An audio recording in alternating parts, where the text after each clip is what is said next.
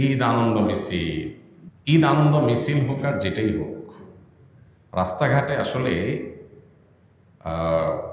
এই জাতীয় র্যালি ইত্যাদি আমরা যখন বের করি, সেই র্যালিগুলো যদি শরিয়ার অন্য কোনো নিষেধাজ্ঞার মধ্যে না পড়ে, যেমন র্যালি বের করতে গিয়ে আপনি মানুষের চলাচলে ব্যাঘাত করলেন, মানুষের অসুবিধার কারণ হলেন, অথবা নারী পুরুষ সেখানে পর্দার বিধানকে বৃদ্ধাঙ্গুলি দেখিয়ে মিশে গেল, সেখানে মিউজিক্যাল ইনস্ট্রুমেন্ট থাকলো বা মিউজিকের ব্যবহার থাকলো, এসব বিষয়গুলো যদি থাকে তাহলে সেটা অবশ্যই জায়েজ হবে না।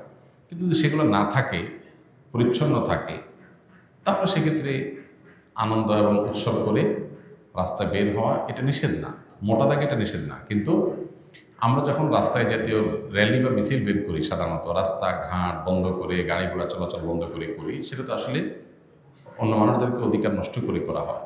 এটা গণতান্ত্রিক সিস্টেম হতে পারে, শরীয়ত আসলে এটাকে মানুষের কষ্ট দিয়ে এইভাবে রাস্তা দখল করার অনুমোদন করে না। নবী সাল্লাল্লাহু আলাইহি ওয়াসাল্লাম বলেছেন, ইয়াকুমুল জুলুস আলা তারিক, তুমি রাস্তা দখল করবে না, রাস্তায় বসবে না, কারণ মানুষের চলাচলে ব্যাঘাত সৃষ্টি হবে, সেটা খেয়াল রাখা দরকার। আর তাছাড়া ঈদের যে সুন্নাহ, এই সুন্নাহগুলো ভেরি ক্লিয়ার।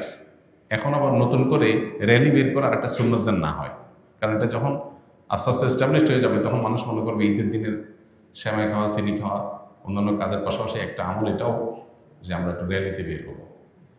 এটা সকল যদির পরে, সকল শর্তের পরে এটা জায়েজ হতে পারে, বহু শর্ত সাপেক্ষে, কিন্তু এটা গুনাহে পর্যবসিত হয়ে যেতে পারে, সে আশঙ্কা থাকলে এটা বরং না জায়েজ হবে। কে কি করেছে, কোন আমল কি করেছে সেটা দেখে অনুসরণ করে এটা করাটা আমাদের উচিত হবে না। এর ভালো মন্দ দিকগুলো নিরূপণ করা দরকার। অন্তত ঈদ একটা ইবাদত, শরিয়ার একটা বিষয়, বিধানগত ওলামা ইকরামের সাথে পরামর্শ এবং দিক নির্দেশনা এখান থেকে নেওয়া দরকার। বাইতুল মুকাররম আছে, দেশের প্রধান প্রধান প্রতিষ্ঠানগুলো আছে, সেগুলোর দায়িত্বশীল গুরুত্বপূর্ণ ব্যক্তিবর্গ, কোরআন সুন্নাহর আলোকে যারা গাইড করতে পারবেন, তাদের পরামর্শ নেওয়া দরকার। আস-সুন্নাহ ফাউন্ডেশন, উম্মার স্বার্থে, সুন্নাহর সাথে।